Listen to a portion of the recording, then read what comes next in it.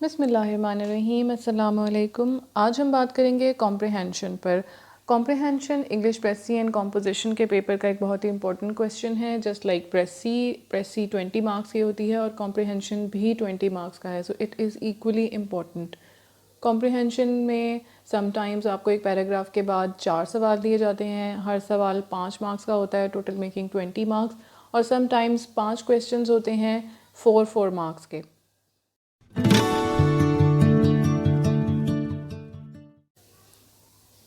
There was a request by Sony Sumro to make a video on comprehension. अगर आपकी भी इस तरह की कोई रिक्वेस्ट है तो आप हमें कमेंट सेक्शन में बता सकते हैं।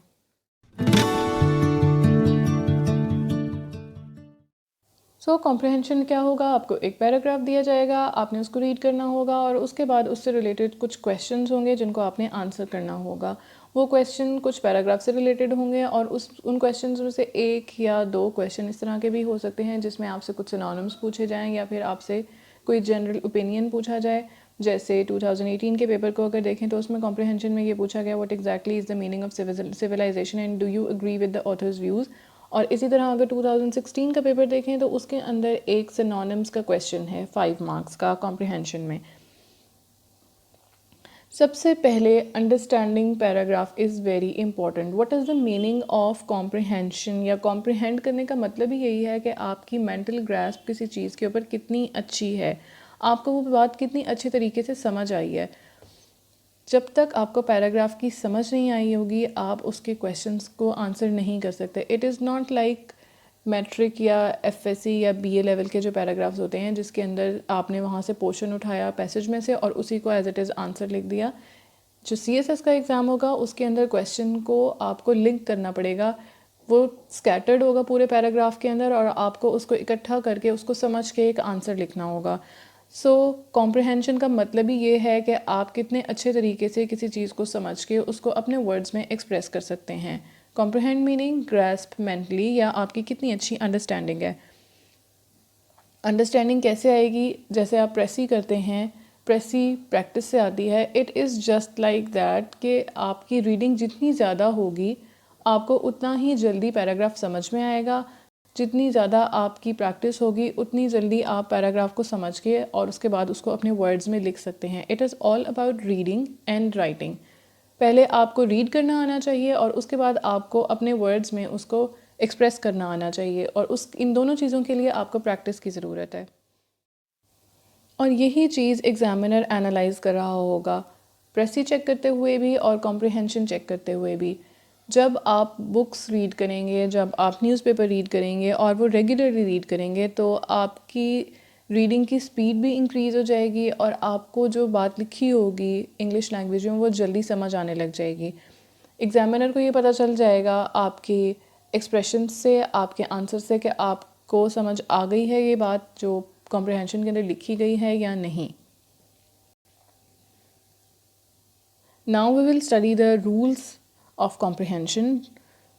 सबसे पहले तो ये कि आपने उस पैराग्राफ को अगेन एंड अगेन रीड करना है। अगर आपको एक दफ़ा पढ़ने में सारी बात नहीं समझ आई है तो आप दोबारा से उसको रीड करें, अनलेस एंड अनटिल वो आपको अच्छी तरह से समझ ना आ जाए। एक बार जब आप पैराग्राफ को पढ़ लेंगे उसके बाद आपने दोबारा से पैराग्राफ को पढ़ना है और उसके साथ साथ आपने क्वेश्चंस को भी रीड कर लेना है। रीड ऑल क्वेश्चंस केयरफुली और ये समझने की कोशिश करें कि उस क्वेश्चन की डिमांड क्या है। जब आप कॉम्प्रिहेंशन सॉल्व कर रहे होंगे तो आप अपनी सहूलत के लिए जो एरियाज़ आपको लग रहे हैं कि यहाँ से क्वेश्चन पूछा गया है उनको मार्क कर सकते हैं या उस क्वेश्चन का नंबर लिख सकते हैं। बट कोशिश करें कि जब आप एग्ज़ाम में पेपर करें तो उसके ऊपर आप कोई मार्क ना लगाएं। What is rule number 4? Write answer in your own words. This is very important. जब आप क्वेश्चन को आंसर करने लगेंगे तो आपने एज इट इज़ पैसेज की लाइंस उठा के कॉपी नहीं करनी है, आपने उस चीज़ को समझ के अपने वर्ड्स के अंदर लिखना है। Answer should be written in the same tense in which the question is asked. It is the basic rule. और जब भी आप आंसर लिखें उसकी लेंथ अप्रोप्रिएट होनी चाहिए। अब ये देखिए कि अगर एक क्वेश्चन 4 मार्क्स का है, चाहे वो एक लाइन में आपसे पूछा गया है और वो 4 मार्क्स का क्वेश्चन है, तो आपने इतनी उसकी लेंथ लिखनी है जो 4 मार्क्स को जस्टिफाई करे। इसी तरह अगर 5 मार्क्स का है तो उसका आंसर आप एक लाइन में नहीं लिख सकते हैं, 3, 4, 5 लाइनों का आप आंसर ज़रूर लिखें।